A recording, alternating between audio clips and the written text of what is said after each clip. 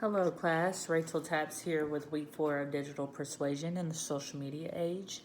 Today I wanted to come from the Art of Strategic Communication by James Farwell, chapter 15, television as a weapon, and chapter 16, radio as a weapon.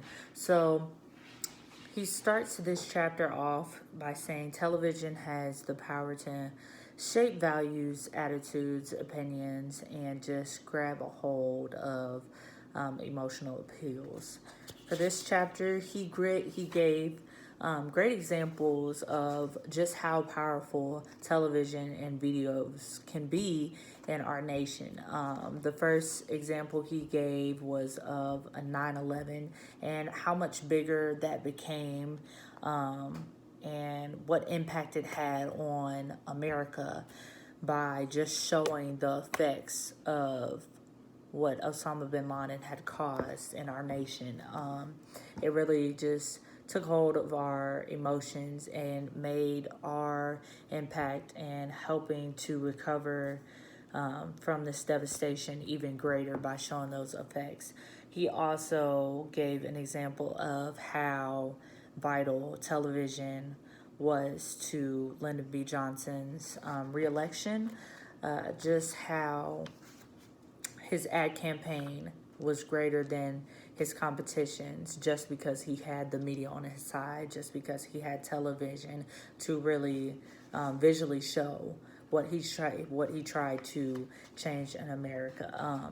He also spoke about Al Qaeda and how they took a hold of this political truth, that it's not so much as the truth, it's not so much as getting the message across to people as it is to get the emotions out of people.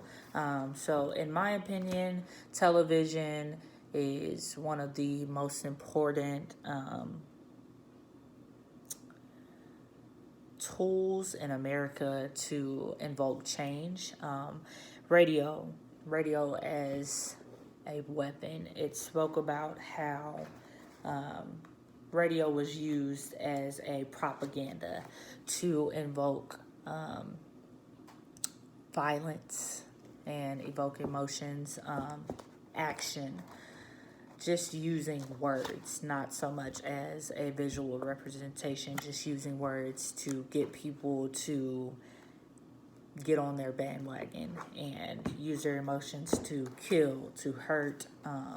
So I think that when it comes to change in America, visual representation, television has a greater impact on getting people to move, getting people to move off emotion and want to make a change than words actually do, because visual representation shows what is going on, and we get the full effects by seeing what has happened. So my question is, if there was never visual representation, how big would radio be, and how would the effects of radio be if there was no television as a propaganda?